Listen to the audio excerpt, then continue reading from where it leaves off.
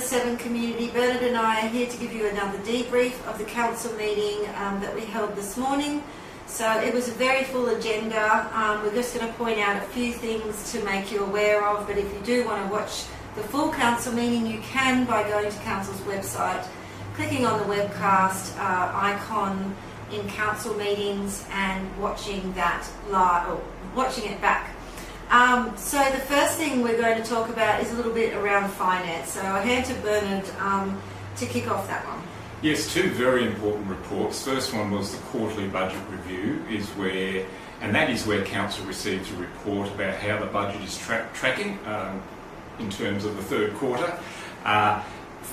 Fortunately, we are tracking slightly ahead of budget in a positive way, which is really good. We have a large budget, very complex, a lot of activities, and this is a critical part of accountability of the organisation to the council and to the community to ensure that we are managing our funds, monitoring our expenditure and delivering savings where possible. The other important report was around our cash and investments.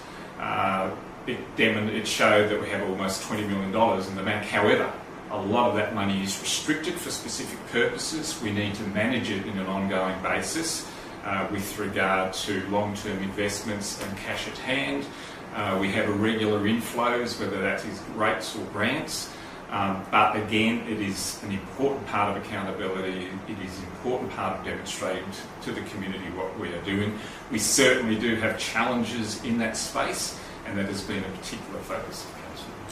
Yeah, and I think just to add to that, the community's awareness, we are in a really fragile position in regards to our liquidity and our unrestricted cash.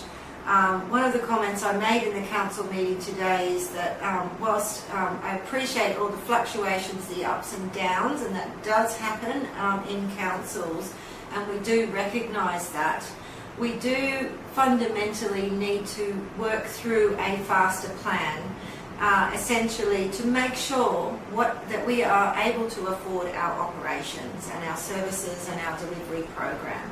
So council have been doing a lot of work in this space. It's an ongoing focus area. We do need to double down on it again, and that's what the discussion and debate was around today.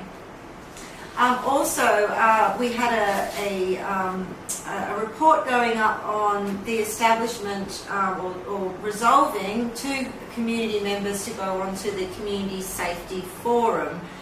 Now, we ended up deferring this because in the terms of reference that Council agreed to previously, there are a number of stakeholder groups to make this forum a success. This forum originated out of, nearly two Christmases ago, so not last Christmas, the Christmas before. There was a bit of a spike in crime locally, and there was a lot of discussion around that. And we had a forum, we decided to create, we had a discussion with community at the time.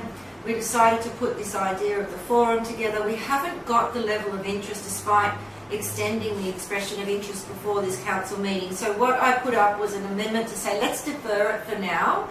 Yes, we've got two excellent community members that have put their hat in the ring, which is fantastic, but we do need all the other stakeholders to make sure it's worthwhile doing. So I do encourage you, if you're concerned about community safety, if you want to be part of that forum, please email council and put in your expression of interest. We're looking for businesses, we're looking for schools, anyone that has an interest in different sectors within the community.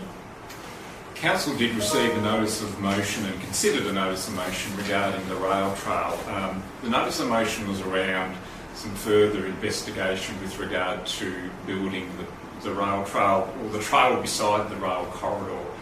The motion was not successful. It was acknowledged in the officer's comments that council is continuing to implement previous council resolutions around design, around considering all the issues as part of that design progress of meeting the rail trail framework as laid out by the state government. And so that is progressing. The previous council resolutions certainly stress the importance of of feasibility, of investigation, of undertaking a comprehensive design process to ensure that all factors are taken into account. But I'll certainly encourage anyone to read that particular report regarding the rail trail. Thank you, Bernard. And we also resolved the Community Benefit Fund framework and supporting voluntary planning agreement, which is all about the money that comes in potentially in the future for the renewable, from being part of the renewable energy zone. Now that was out on public exhibition as a draft, and we received some really excellent feedback from the community. And the director and staff and officers have considered all that feedback, made some really pertinent amendments to that on that basis. So that's really good news for the community. And I do want to stress that that is how community consultation should be. So it's great to hear that that's now adopted. What this does is it sets us up for the future should any funding come in. It's rigorous, it's well governed, it's well positioned to do its job. It's certainly not about particular projects that are around in the community or being touted in the community at the moment. It's literally the framework, so that if we do receive any funds through renewable projects or being part of the renewable energy zone, that there is a very clear governance framework around how that money is then distributed.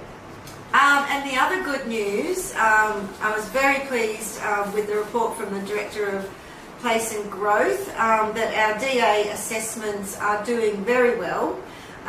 Great results there. We're well under the New South Wales, what's it called? The guideline. Thank you, Bernard.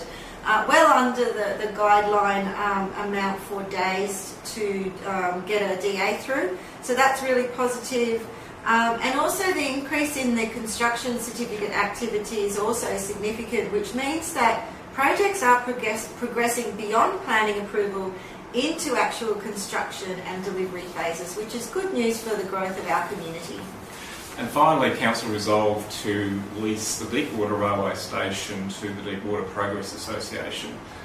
It's a terrific facility. It's had a number of uses over the years, but most importantly, we have an organisation there which is really dedicated, really committed to putting it to good use. And a building like that does need to be used, does need to be occupied.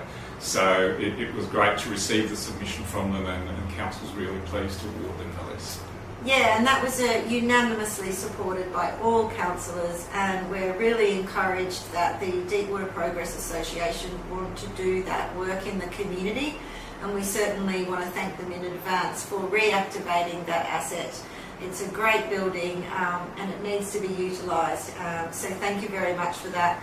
Now I'll just remind you that we do currently have out on exhibition the operational plan and budget and the long-term financial plan, so please get your submissions in regarding that. Also a reminder that please do come along to conversations with councillors when they are on every third Thursday. From 4 to 6. I think next one we're going to Glen Cove, and then we'll be back in Glen Innes again. Thank you very much. Have a nice day.